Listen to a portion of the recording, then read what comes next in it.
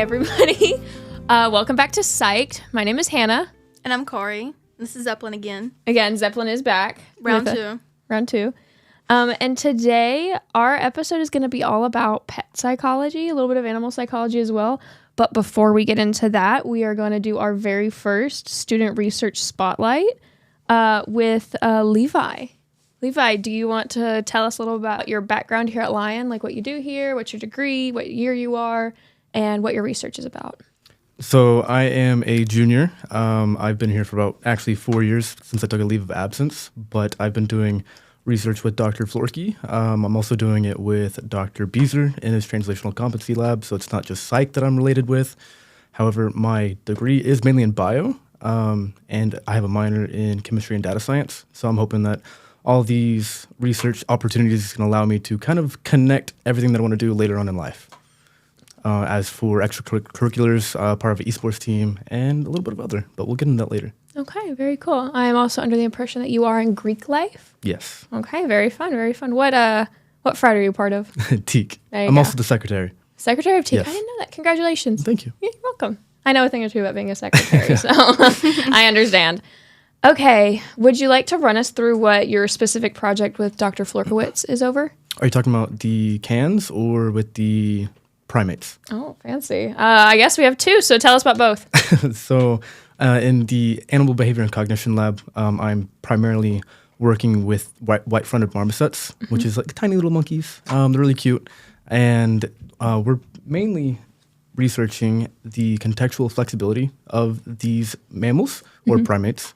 And for example, just to kind of detail what contextual flexibility is, it is, for example, if I was to like shove you, but we're friends. Okay, yeah. We're friends, and I'm shoving you as like a joke. Yeah. And it's kind of just playful. I mean, we both know each other. It's like really funny. However, if like I didn't know you and I shoved you and like I was mad at you, there's two different contexts there, but it's the same type of signal. Being that signal can be used in different contexts, it's very flexible. Yeah. And we're measuring whether or not these signals that are produced from these primates are going to be flexible throughout different contexts. Okay. As for the New Zealand research, we are trying to predict whether or not New Zealanders can predict the social interactions, the context of those social interactions with their cats. Very cool. The research for Dr. Florkiewicz is very, very cool, very interesting. The ABC lab. Can you tell us a little bit more about the ABC lab, just in general, for a second? I mainly just work within the primate section, so I don't know really anything else about it. We do sometimes take trips to the zoos. However, I have not personally been able to go due to conflicting schedules. But as for that, that's all I really know at the moment. Okay, cool. So explain a little bit about your connection with New Zealand, because it has been a little bit all over Lyon College's social media pages. It's been in our email boxes and in the news. So let's hear about that for a second. It was a amazing step, but also it was just brought up out of nowhere. I wasn't expecting it, and I don't think Dr. Florkiewicz was either for the moment. But I'm very lucky to have been in her lab, because if I wasn't, I would not have had this opportunity. But CANZ had reached out to her and was like, hey, we saw your research from your cat facial expressions, which Lauren had started, I believe. And then they reached out to her, and then she actually reached out and said, hey, you've been in my lab. Do you want to go ahead and like work with me? And I was like, absolutely. It's definitely a opportunity that I don't think any student would pass up, just because it's I don't want to say it's once in a lifetime, but as for like right now, in my life, it was a once in a lifetime opportunity. Oh yeah. So I definitely would not have passed it up. Yeah. But yeah. Yeah, not many undergraduate research students can say that they work internationally with other researchers. So that is very, very impressive and a very nice notch in your belt. It's been an amazing and just baffling experience. The work-life balance that they have in New Zealand is amazing. There's not much strain to get my stuff done, but there's also pressure enough to like put you into a spot where you can grow and become a little bit more disciplined than you were before. Right. That's pretty awesome. Is there a cat coming? Yeah. Oh, yeah, one of the Zeppelin's cats. behind I you. heard hissing. Oh. I broke it up. Well, he's like, don't worry, I got it. Rolls up sleeves. And okay. Very cool. I think I think your international research is very, very interesting. Definitely something cool to not only add to your own resume, but also to the campuses. That's really cool. You're opening up some doors for students to follow in your footsteps, which can be kind of daunting because you're like, oh my gosh, other students could do this too. That's really cool to be that pebble thrown in that starts that ripple. Tell me a little bit about what you enjoy most about participating in research. What has inspired you to do research? I want to say mainly the environment and the STEM faculty. They not necessarily inspired me, but they pushed me to be a little bit more outgoing and kind of made me reach out to my professors. Yeah. Hey, what do you do for your research? Because I didn't know it was a thing prior to my sophomore year. Because whenever I came in my freshman year, it was mainly just a lot of computer science, data science stuff. I was really introverted. Yeah. And then I took my gap year, came back, and then I got into STEM. And they, specifically Dr. Florkiewicz, had pushed me. He was like, hey, this is what I do. Do you want to be a part of it? And that's kind of just where it started. Yeah. Inspiration, however, my brother's in graduate school, and he's also in neuropsychology.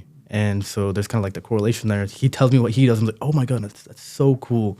And I kind of want to just be a part of it. And also part of the research is giving back for the greater good. Yeah. And that's also something that I really want to do. I mean, it's not all about just making monetary value throughout your entire life. It's just also giving back to the community and helping other people strive. Right. That's pretty cool. So a little bit back into your research. What methods do you use for your research? Is it data collection and coding? Is it tell me about your process of collecting your data? So for the ABC lab, for the primates, we use a coding software called Lyon. And basically I'll go through video footage and timestamp when interactions have with these primates, and I'll code whether or not there's context affiliated with it. So, for example, affiliative, agonistic, or just food, and I'll code that specific variables that we're looking for, and then go through that along with different videos. And over time, whenever I collect enough data, we'll analyze it and then sort through it. However, for CANZ, it's a little bit different, being that it's more of a survey format. So far, I've been tasked with building a survey, and then once it's built, we'll disseminate it to the New Zealanders with different types of questions like demographics, along with the videos, with the cat interactions, where they will basically fill out whether they think it's a friendly or unfriendly context, or friendly or unfriendly context, and then explain why. And then a couple of other different types of questions. And then we'll collect that data and then analyze it and then go through and that's all I really know at the moment. Right. I'm trying to piece it together, but it's not really coming out correctly. No, that's fine. It works. Okay. Oh, I like this question. Have you already presented research at a conference, or do you plan on going to a conference soon? I actually have not. Okay. However, Dr. Florkiewicz and I actually just talked about this. Yes, we have. I'm not the most outgoing person, but I've been placed in a situation where I'll have to be presenting at SCARF. I'm extremely excited. I'm excited. Don't get me wrong. But there's still that stress there of having to present in front of more professors, who know a lot more about me than psychology and biology. Yeah. But also fellow students. But nonetheless, I mean, the way to look at it is that not a lot of people know. Some of the people on this campus don't know as much as I know about cat affiliation or primates. And so it's kind of just teaching other people what I know from my point of view and my experiences that I've had with CANZ and here at Lyon. So, but yes, I'll be presenting it at SCARF. Very cool. Do you plan on going anywhere else for your research? As for presenting, yes. Trips, that's actually a lot more scary to think about. There's a lot more pressure there too, but pressure creates diamonds, right? Yeah. So as long as perfect for that, I'd be more than willing to travel to do presentations if the opportunity presents itself. Very cool. But it's also going to allow me to grow out of my comfort zone and do a little bit more. But it's all going to gain it's going to allow me to gain skills now to contribute to my work later on in life. Right. So might as well go ahead and take the opportunity.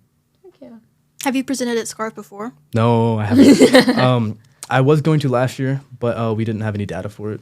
And although we can go ahead and present, but some other things came up and I wasn't able to. But I do want to present on the ABC lab as well for SCARF. Very cool. Is that Hammer? Yeah. Okay. You got a little squeak. Okay, I think I have one more question. Okay, I have two more questions. Little bit of like a downer question. You have a bit of pressure down your back about your research professor being here. What is your least favorite thing about doing research? I don't even know if I can say this right now. No.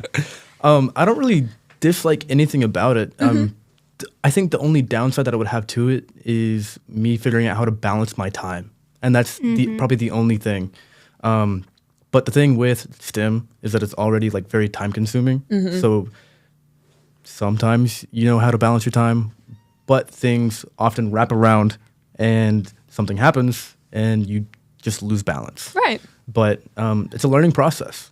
So it'll build disciplinary skills and time management skills. Right. So honestly, there's not really much to say that I don't like or least like about it. Right. So no, I think I definitely agree with that. It was a challenge of learning how to balance because it was rough having to do research, and sometimes your research takes you into the wee hours of the night, as you've commented on my my fun Snapchat stories at 2 a.m. doing my research. Quite a few times where we have done the exact same thing of sitting up to like 1 a.m. doing research or doing homework on it. Oh yeah, so, it's like it's the Zoolander meme where they're like walking on the red carpet and they like see each other as they're walking by. It's like two Lyon students doing research at the same time, timestamp, 2:37 p.m. or a.m. You know, the last time that I saw you doing research, it was literally 5 minutes after you posted your story, and I was like, I'm going to take a break. I got on Snapchat and saw your story. I was like, he's actually doing research right now, and it's 2 a.m. What? When you because not that you never messaged me, but I got a message and I was like, it's late. Is he okay? And I opened and he's like, same. And I was like, oh, okay. It's like, I'm not the only one. Yeah. You're never going to believe what my next question was, but it was, how do you balance doing research while also being a student? That was going to be like the last question. Honestly, it's just a learning process. Yeah. You can't really explain it to anybody. They kind of have to like go through their own experiences to understand what can I do differently than I did last time. It's kind of like taking exams. Like if you make like a 50 on exam, you're just like, oh, well, maybe I didn't put enough time into studying the topic. Or I don't know how the professor asks questions yet. It's the same concept with managing your time and being more disciplined towards whatever you're studying. For example, like this research. Yeah. We'll do this fun one for the last one. Okay. For your final question, what advice would you give to any incoming undergraduate students or any freshmen entering doing undergraduate research or wanting to do it? People who are just now starting out. That's a good question. And I addressed that in the article that came out about a week ago. Definitely get in touch with your professors and build good relations. I definitely wouldn't have gotten this opportunity if I didn't know Dr. Florkiewicz. And I'm more than grateful for that, because if I didn't know her, I definitely would not have gotten this. And I can't express that enough. But also, make sure you know how to manage your time. That's definitely important, especially if you're going into STEM or something like Psych. But also, just be disciplined. And don't make stupid decisions. Yeah. But, I mean, yeah, great. If you want to know more about that, just read the article. Yeah, I read the article and I was like, I'm going to pull some questions that like he's kind of already answered, but I want to go more in depth into. And so I was like, okay. Leave it a little mysterious. Yeah. People read it. Leave it a little more serious. Yeah, everyone go read Levi's article. Is it on the Lyon College blog? Yeah. You can put it in the description. Heck yeah. We'll put it in the description. Go watch it. Okay. Well, thank you, Levi, for being our very first student spotlight for research here at Lyon College. Yeah. Thank you guys for having me. We're going to snap you out. Definitely was amazing. Yeah, no, thank you. Okay. So now we are with Dr. Florkiewicz, or Dr. Florky, as I prefer, and she prefers. Dr. Florky, would you like to talk about yourself a little bit? Where's the camera? Like, where am I? Okay, hi. Hello. I was like, I probably should ask that question before. So I'm Dr. Florky. I am an assistant professor in the Department of Psychology here at Lyon College, and also the director of the Animal Behavior and Cognition Lab, which we just talked about. So my research is primarily focused on non-human primates. So I do a lot of work with the Little Rock Zoo. I work with conservation centers and sanctuaries all around the world, like Chimfunchi, and also the Gibbon Conservation Center. And then recently been doing work with cats, dogs, horses, a fish project underway. So I know, right? We've kind of expanded out to include different animals, which is kind of exciting. Fish project. Yeah, fish project about fish ownership here on campus. So, Okay. yeah, Wow. getting a little interesting. Okay. Very cool, Dr. Florky. Very nice. Yeah. Okay. Well, Dr. Happens. Florky, our topic today is over pet/animal psychology. It can go either way. We're Okay. kind of open to anything. Cool. So do you want to kind of tell us what pet psychology is? So a lot of the work that I do here at Lyon College is understanding the mental lives of pets and also looking at external cues and signaling behavior. So a lot of my work is on facial expressions. A lot of people think that facial expressions are strongly tied to emotion. Maybe they are, but it's kind of hard to like get into a cat's mind sometimes, right? To be like, oh, the cat is feeling happy or sad, because those signals look different than what we see with humans, right? So rather, the way in which we get into the mental lives of them is to look at these external cues of behavior and see how do other cats, other primates use that information to predict behavior. So we use a lot of non-invasive behavioral observations to better understand what animals are going to do, potentially. The pet aspect makes it interesting because we have to consider not just the animals, what they're planning on doing, what they're thinking and feeling, but also the people around them, how they are influenced by pets as well. So one of the classes that I teach, the psychology of pet ownership, talks not just about the psychology of the pets themselves, but of the owners, right? So like, how do we perceive these signals and cues? And also, what are some of the things that we're concerned about, right, as pet owners? And how can we bridge that gap? A lot of people that I talk to, one of the most frequently asked questions I get from students is, how do I know that my pet is happy, right? Like, how do I know that they're living the best life, right? And it's like, well, because you're asking that question, first and foremost, the answer is they're already living that life. If you're concerned about it, you're probably doing a good job already. But, a lot of that is thinking about how do we get resources to pet owners about some of the different ways in which animals communicate to us and each other so that we can make decisions about, how we're letting our cats interact with each other, our dogs interact with each other, and so forth. And even like with non-human primates, zookeepers are worried about these same things, right? Whenever they're introducing two monkeys to each other, right? How do we know it's going well, or we need to abort the mission and we need to like separate the monkeys for a little bit, right? And the answer is like looking at those signals and cues and then predicting their behavior accordingly. If you see a threat face, chances are a fight is in fact going to break out at some point, so probably got to separate. But, if they're kind of interacting with each other, exploring, resting, relaxed open mouth face, it's probably a good sign, like you're good to proceed forward. So, with the ABC lab and the classes I teach here at Lyon College, it's all about using what we can observe and see and then making decisions based on that can benefit zookeepers, pet owners, and just figuring out more about, what these animals are thinking and experiencing potentially. Very cool. You're so cute. I like the eye contact. It's so good. The slow blink. Thank you. I'm honored.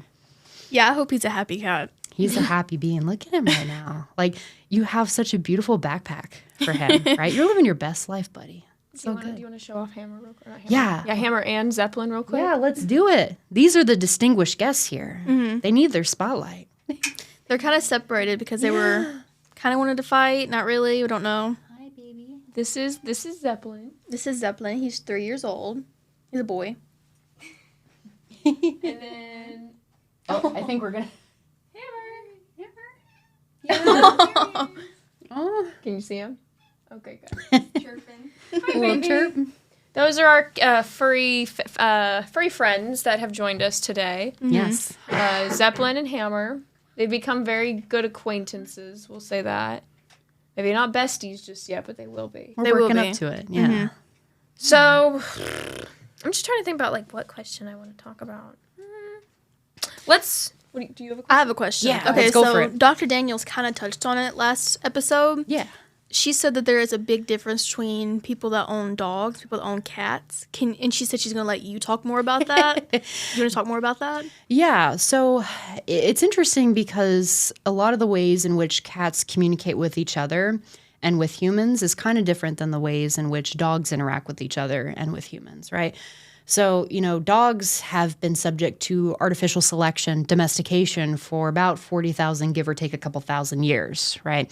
So their behavior is very overt. They're very attentive to people. Like, for example, if you take a brand new, baby puppy, right, and you point at something, the dog's going to look immediately. No training required. They're just immediately attending to our attention state.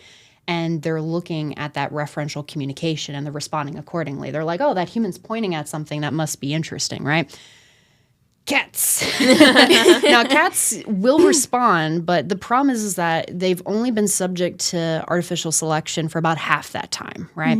So they still attend to us, like you're looking at me, slow blinking. But, it takes them a little bit of time. And what that means, too, is that it takes some time to learn new tricks, new commands sometimes. They can be taught. But because they're not as attentive, because of that difference in evolutionary history, in that selective pressure, there's going to be some differences there.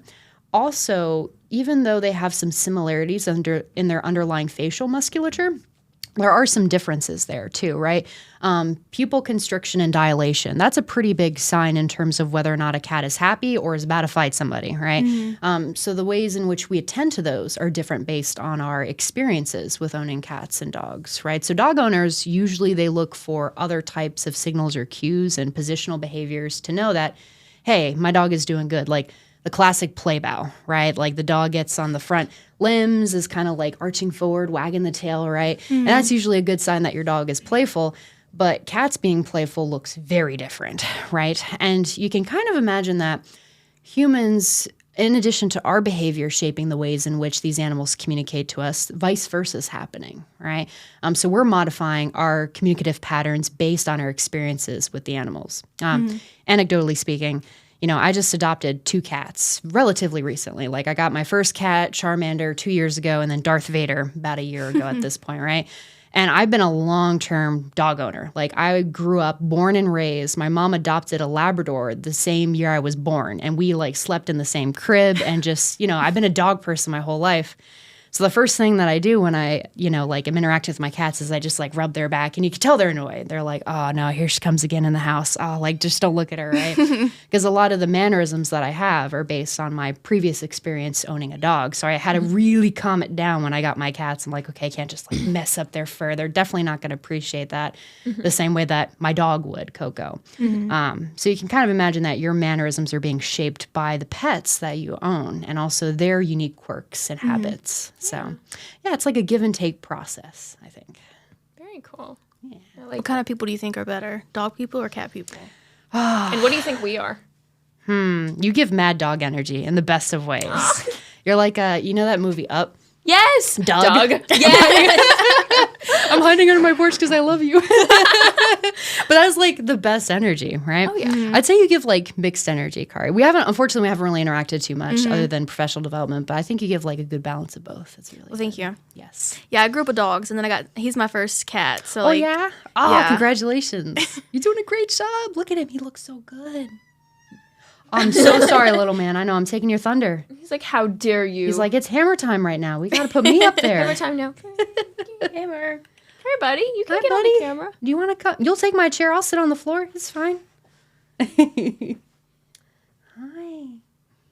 Oh. Yeah, and dogs, you can just approach them, and Yeah. they'll be fine. Cats, they've got to smell you and approve you. Oh, yeah. Yeah. It's on their terms. Everything's on their terms. And with dogs, you can force an interaction, and they love that. But cats, not so much. Hey, buddy. Yeah. No, I really do like dogs. I just recently had my childhood dog pass away. Oh, I'm so sorry. I know. It's been rough, but I'm good. I'm good. I think he was 13 or 14. Dang, that's I want to say he was a beagle. Oh, beagle. That's really good for a beagle, actually. That's really good. He didn't like to howl though. He was a very weird beagle. He didn't howl. He didn't Interesting. what's it called? Bray is when they I think that's the right term for it. I don't know. But he didn't. He would just go "Brr." And he would just look at it. And then he'd be look around a little bit. Aww. But I definitely as much as I'm oh, I want a cat. Oh, I want a cat. I'm definitely more of a dog person. I know it's not I think it's an unethical breed, but a bulldog. I want one. Yeah. Or is it a pug that's more? I mean, both have, Both, yes. The breathing brachial problems. issues. Yeah. You won't be traveling anytime on a plane with those dogs. But a little bulldog, when they're puppies, they're just little meatballs, wrinkles, little yeah. wrinkle meatballs, and it's so cute. They're just the big wrinkle. Hi, Oh, Hammer. hi. Oh, Hello. Hello. Hammer, come here. It's his time. Why don't we talk about a little bit more of a biological standpoint of animal behavior? Sure. For just a second. Genetics. because a big argument in at least the dog community, is aggression and genetics. And anytime I talk about like dog breeds, I think pit bulls, cutest little things ever. They got these big old heads. Potatoes. Yes, that's my dream dog is a pit bull. And they've got like the very sturdy heads, if that makes sense. Like, but they're just like land seals. Like they just lay on the couch. Yes. Their tail's always going. They're just happy to see you. Like it's wild. But not any person, but majority of the people I speak to or say, oh, this and this dog, what kind of dog breed would you get? It's, I wouldn't get a pit bull for my family. And it's because they're aggressive. Would you like to speak on that a little bit? Yeah. I mean, I have book recommendations. Here we go. So I think when it comes to deciding what kind of dog or even cat, he's escaping. What kind of dog or cat you're going to adopt, you have to think of a couple things. First and foremost, like a big component is the size of the dog, right? The larger the dog, the more trouble you might have, when it comes to training and walks and, all that kind of stuff. Like, for example, Great Danes, they do have a jumping problem, right? Because they just want to love you, right? They're a dog. They're like, they just want to be near you. They want to sit on your lap. But without proper training, they don't really know their size. And, then you get accidents potentially that happen as a result of that. So like you need to consider what is the best fit for my lifestyle, my physical, mental health and well-being, my family. For example, if you're worried about your child getting knocked over, every time the dogs are. I'm sorry. This is so cute. I'm sorry. He like poked his nose around the holes. It's really cute. Yeah. So you kind of have to think about that. Like you have to think about size. You have to think about like how much training am I going to put into this animal? Because there's some cool tricks that you can train. Like even cats, you can train them to use human toilets. But do you want to be fighting with your cat for access over the toilet? Questionable, right? Can they flush it? Yeah, that'd be cool. Like there are some cats on YouTube. People just use that associative learning and they just get them to do cool stuff. And that's time intensive. It takes a lot of time, especially with cats, a lot of energy. But dogs, too, like to do very complicated things, you need to be very consistent. You need to be very continuous with reinforcement and then making sure that it's a very positive environment. So do you have time to do that in your house, right? So there's a lot of factors that go into that. Allergies, dog allergies, cat allergies, right? So then it's like, in addition to all that, I got to figure out what breed of dog I'm going to get based on that. So there's lots of considerations that go into it. Now, when it comes to stereotyping and breeds, so there are differences between breeds, the most obvious one being size and also, like things like temperament and prey drive, right? And that's largely reflected based on artificial selection. What has this breed been trained to do? Beagles, they're hunters, as you know. They just smell everything and they go after everything, right? And even Jack Russell Terriers, like That's what I have. in the name rat, right? They're ratters. So they have been bred to go into these holes, these caverns, and to, take out rats that are infesting crops and so forth. And their tails are short, so you can grab them and pull them back. So you can see these anatomical and behavioral characteristics that represent what the animal was essentially selected to do. With that being said, every animal is subject to behavioral flexibility, right? Which means their behavior can be changed and shaped through training. I mean, the fact that we can still train a Jack Russell Terrier to play dead when you do bang bang with the fingers or train a cat to use a human toilet, that just shows how flexible they are in terms of cognition. So, you can always train your animal. Like even older animals with time and diligence, you can train them to do a lot of cool things. So when it comes to some of the stereotypes that we see, we need to keep that in mind, right? We need to keep in mind that, maybe this animal has been bred to do something, but can definitely be shaped and changed over time. And some of those stereotypes, maybe they're based on that evolutionary history, that selective pressure. Maybe sometimes that's based on social stigma. Brian Hare has a really fascinating series of books that talks about this. One of the things that he talks about in the book is that humans, we think that we have shaped these animals. But the reality is that before we took over with artificial selection and domestication, animals domesticated themselves. So if you think about like the earliest dogs and cats, it was only the ones that were nice, that were tolerant of human presence, that were able to get into encampments and get food, successfully solicit food from humans, or be able to rummage in the trash piles, and weren't being chased away or killed or eaten or anything like that. So there had to be a self-selection process first, a self-domestication process before humans realized the utility of these animals. So that's one of the things that he debunks in the book. Another thing is whether or not there's this fixation between, aggressive behavior and breeds. And he essentially argues that no. The reality is that dogs are still members of the same species. Cats are still members of the same species. Even though there's different breeds, there's different sizes, shapes, everything. They still have the same kind of behavioral capabilities, right? Mm-hmm. So essentially, if an animal is aggressive, you have to look at their own personal history behind that, right? So is the animal coming from a place of abuse? Is the animal coming from somewhere where they have no prior exposure to children or other animals, right? So that's something to consider as well. So if you're worried about that, then it's good to factor that into, your adoption decisions. Right. Let the Humane Society know. Now, oftentimes, humane societies, they do their own profiling of animal behavior, and they'll get to know the animals, and then they construct a profile of who is this pet ideal for. Maybe this animal has come from an abusive situation and is terrified of children for some reason, right? Mm-hmm. Then they'll work with you closely to choose an animal that, if you don't have children and the animal has all of the other traits that you're looking for, perfect fit. If not, there's other animals to potentially select from. So I think that's important to consider. I don't think it's the case that, again, that goes into like breed stereotyping. And again, there's behavioral flexibility and plasticity because all dogs are dogs. I don't think it's the case that any particular breed is always going to be aggressive the moment it's born, right? There's so many other socio-ecological factors that are shaping their behavior that needs to be considered, mm-hmm. And like especially with pit bulls, right? Because they've entered this very unique space and they have these, particular stigmas attached to them. And they've also been used, unfortunately, for a lot of terrible things, if we're being quite honest, right? A lot of people immediately put that tag on them, but, that's not necessarily the case. I've known many pit bulls that are just like little couch potatoes, right? Yeah. I mean, their heads are just so adorable. You can put your whole hand between their eyes, and that's perfect, right? So I don't necessarily think that all pit bulls are dangerous in that regard, but they are slightly bigger dogs, right? Mm-hmm. So if maybe, for example, you're worried about being able to train and handle that dog, then maybe choose something smaller.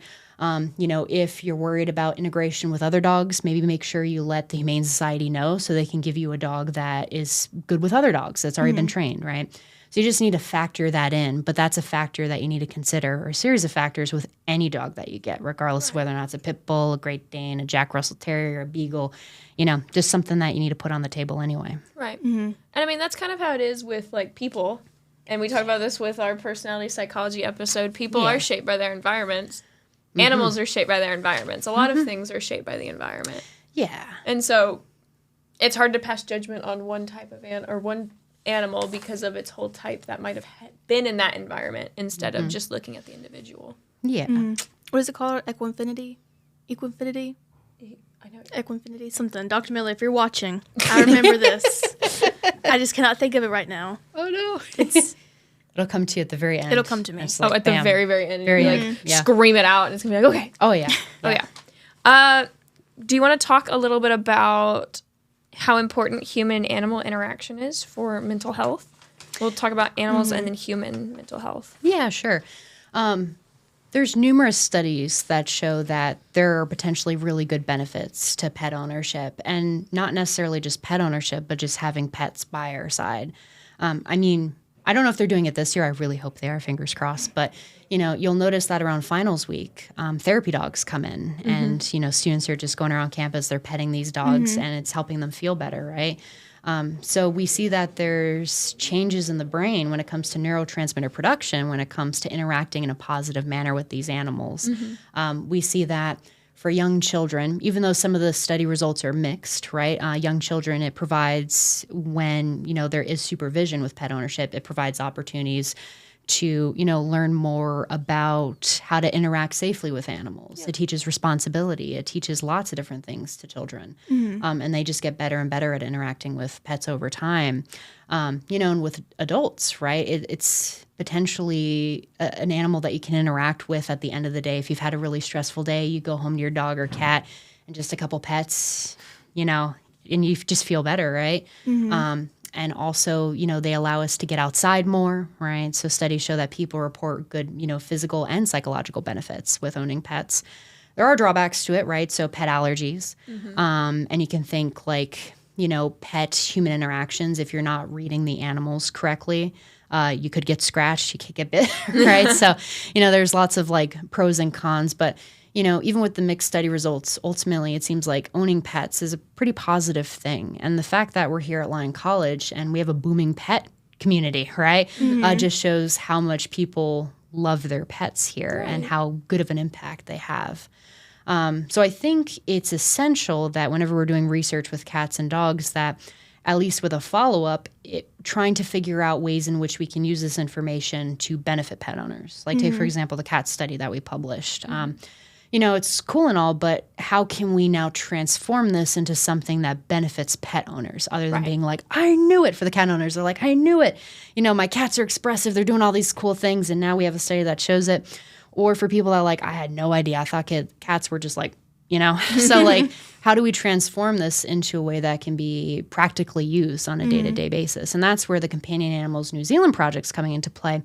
We're seeing how do people perceive of cat-cat interactions and what kinds of behaviors do they predict whenever they see certain kinds of facial expressions.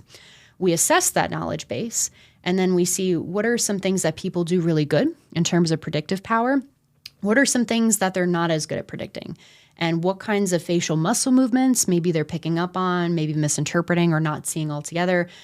What are some of the things that we can address in our different kinds of outputs to help people learn more about these cat-cat interactions, right? So one of the outputs is, thinking about learning materials on the Companion Animals New Zealand website, right? So like, how do you read your cat? A cat dictionary of sorts, right? Thinking about videos and tutorials and Q&A sessions with vets and animal behaviorists that have been certified, right? So thinking about ways we can integrate that research in a way that ultimately benefits pet owners, because pet owners want to know, right? And again, because most of us are always like, is my animal happy? Am I doing a good job, right? Like very receptive to those kinds of materials, right? So I think it's really crucial, even for myself as someone that predominantly studies the behavior of non-human animals, it's important to have that human component because we're surrounded by animals and our behavior influences their everyday lives and well-being, even non-human primates, right? You go to the zoo, you have your, camera with you and you want to take pictures of all the primates and stuff. Even your behavior is shaping, the experiences of the non-human primates and also vice versa, right? Like, we're going off on a side tangent with gorillas now, but like, take for example, gorillas, like you can tell if a gorilla enclosure is good or bad based on whether or not you're able to make direct eye contact with a gorilla. You probably know this, but it's a threat, right? Like when you look at a gorilla in the eye, that's a threat. But for humans, that's considered being polite. Like the fact that I'm looking at you and you directly in the eyes, that's just, being polite and respect. Yeah. But gorillas, it's like, that's a fight, right? So you can imagine that every time that happens at a zoo, it gets them a little riled up. And then you have instances where, maybe the gorillas are starting to get a little bit more aggressive. They start banging on the glass. The kids are scared, right? So it's not a good interaction for both the gorilla or the people that are going to the zoo. So how can we use that information about their communication, those signals and cues, in order to create a better experience for both the captive animals and the zoo goers that are providing funds to help with conservation efforts and so forth. So there's always a human component to animal behavior research. Yeah, I never thought about that because I'm from Texas. Go Big Tex. And my all-time favorite zoo that I probably will ever go to is the Fort Worth Zoo. I've been to other zoos, but the Fort Worth Zoo is one of my favorites.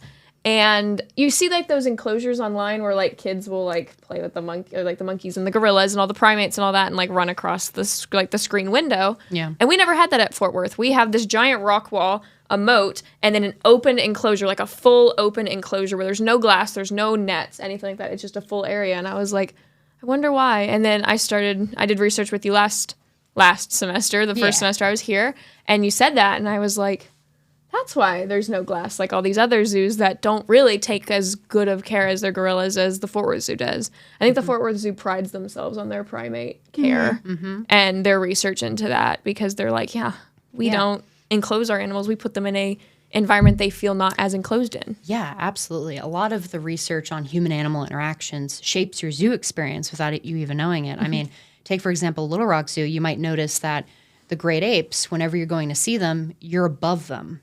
So you can't make eye contact with them. You can't throw things in the enclosure. You can't like have these interactions that are potentially going to be negative for the primates, non-human primates, excuse me, and for people visiting the zoo, right? Right. So there's this shaping process of like, how are we interacting with animals? Are we good at interpreting their behavior?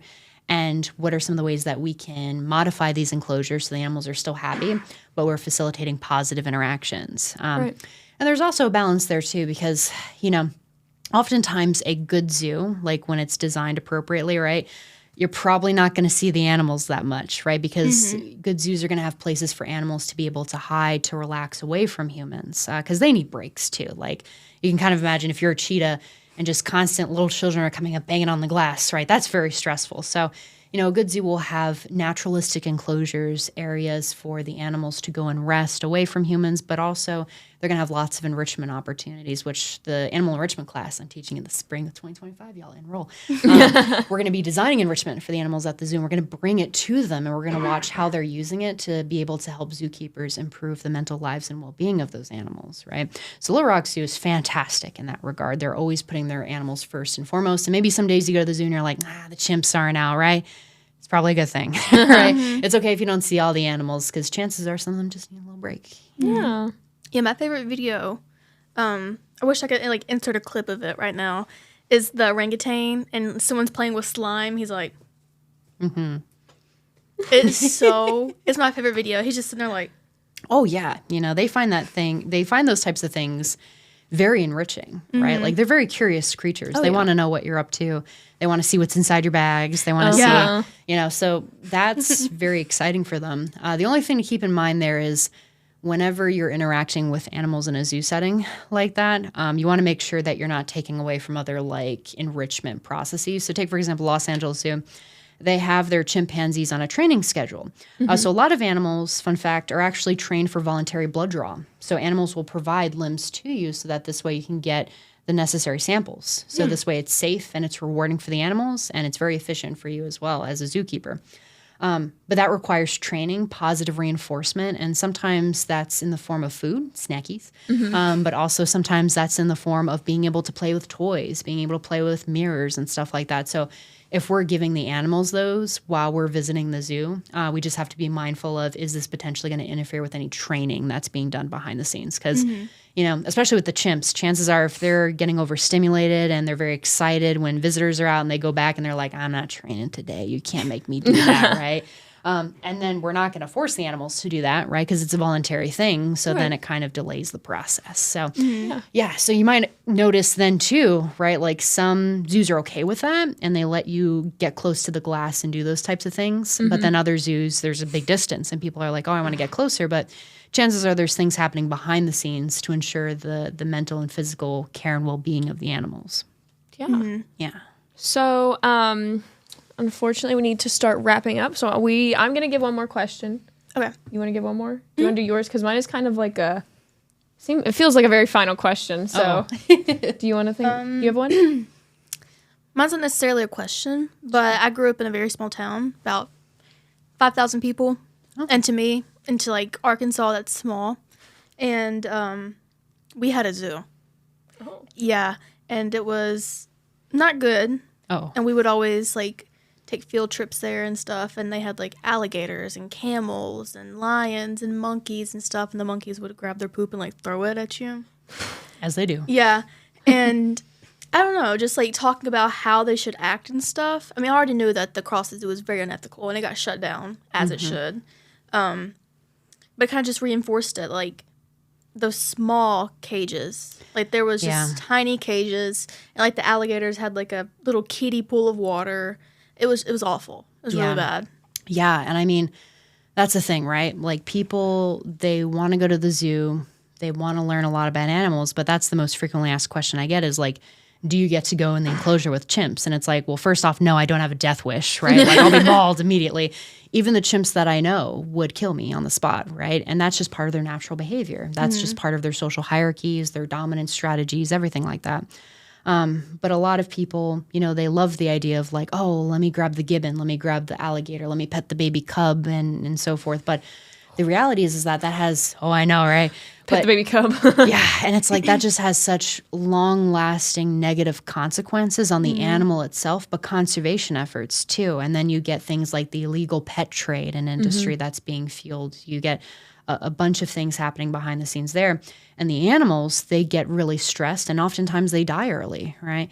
So stereotypical behaviors, that's what we call it when an animal is producing behaviors that are not typical for the species and are not part of the normal healthy repertoire. This actually happened at the San Antonio Zoo. I felt so bad. It was clear that they were doing some transfer stuff with some of their animals. They had some animals that were on temp exhibit and whatnot. So that happens sometimes when they're renovating a new enclosure. They'll move animals temporarily to new things. It might not be the best solution, but it gets the job done until their new naturalistic enclosure is built. So this was kind of happening. It was very obviously the case. And there were a set of bears in the very front of the zoo. And I had some students with me and they went up and they're like, oh, look at the bear. It's pacing back and forth in the front of the enclosure. I'm like, I'm so sorry. All that bear's stressed out. Yeah. Right? Like that bear should not be pacing. You shouldn't see the bear first and foremost. Like he should be asleep right now. But then also, that's a stereotypical behavior, pacing, skin picking, vomiting and eating it back up again, coprophagia, eating feces, like rubbing, screaming behavior. And if you see any of that, that's usually a bad sign. That means the animal is stressed out, needs to go somewhere else off exhibit, needs enrichment of some kind. Something's got to happen. Right. But those are the behaviors that we like to see and look good on photo because a pacing bear in front of the enclosure means we get a good shot, right? So there's inherently sometimes a conflict that happens because the visitors want to see animals, right? But we also need to ensure that they're doing well mentally and physically. So there kind of needs to be a balance there. One of the ways in which we're doing this is by working with AZA accredited zoos. You're kind of getting at this a little bit with the fact that zoo closed down. So AZA accredited zoos, they're ones that are held to the highest standards. You have to pay in order to be a member, and you go through a 5-year evaluation period where every 5 years they go back to the zoo and they inspect all of the enclosures to make sure that every single thing is up to code and you're doing everything possible to make sure that you're following best practices for that species, right? Because we're publishing stuff every single year about captive caregiving practices. Are you implementing that every single evaluation period? There's also protocols for feeding and nutrition. There's very strict protocols for housing and bedding materials. There's protocols for the ways that the buildings are constructed. Even down to the parking lot and perimeter, there's very strict guidelines to ensure the safety and well-being of the animals, but also the people that are visiting the zoo. So we work with those AZA accredited institutions because they want to do that kind of research to be implementing the best practices and protocols for the animals that they're housing, right? Right. So it's very important if you are making that decision, like I want to go to a zoo or I want to work at a zoo, look for that AZA accreditation. Now, just a random side note, conservation centers and sanctuaries, they don't get AZA accreditation usually because it's very expensive. It's a couple $1,000s for just the application, and then you have to pay annually. They usually have a global equivalent for sanctuaries and conservation centers specifically. But there's some kind of accreditation process that happens for all of those kinds of institutions. If they care for their animals, they're going to be part of that process.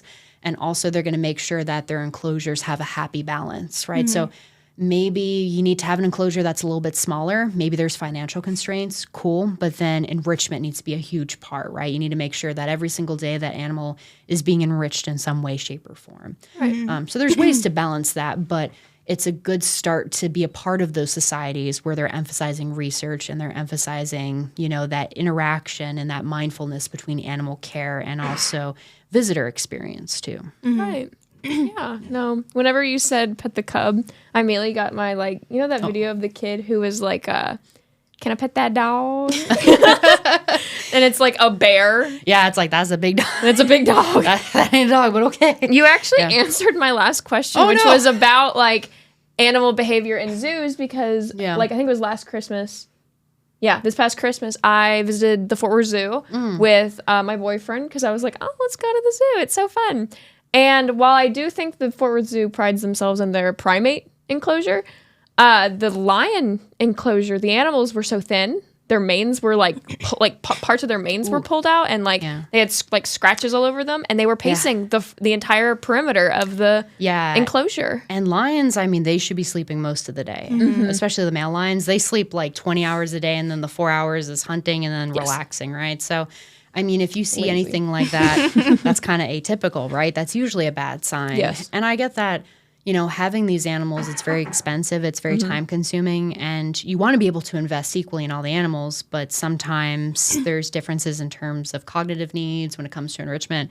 There's different anatomical requirements. Some require big enclosures, other require smaller enclosures. So I get that. Right. And there is a trade-off that's happening there. Yeah. Zoos don't have all the time and money in the world.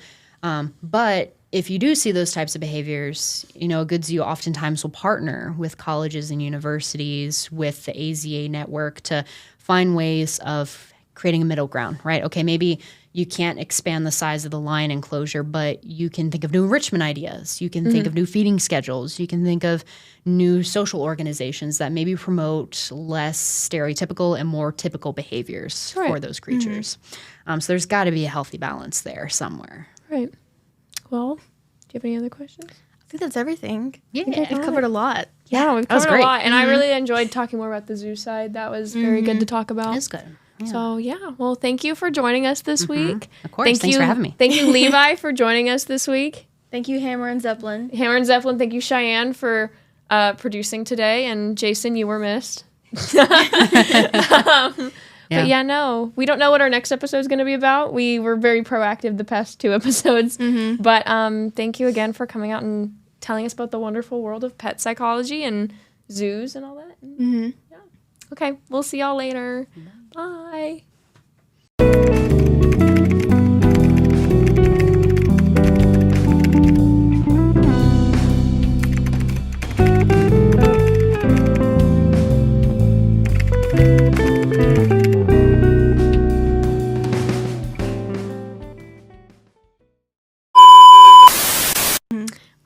I like fish. I had something I was gonna say on top of that. Just I like and then fish. it went out. It was my like head. the I like turtles meme. Yes. Hey, turtles too, like fish, yeah. Fish. Yeah, fish are great. You got betta fish, you got goldfish, you got koi fish. I used to say when I played soccer here, I used to tell my teammates, I was like, have the goldfish mentality, in one ear, out the other. And I said that during halftime once, and the coach here looked at me and went, okay. I love goldfish. We like the snacks, but also the fish. Oh. Like not the fish snack, like the cracker snack. Yeah. No, I love fish. There you go.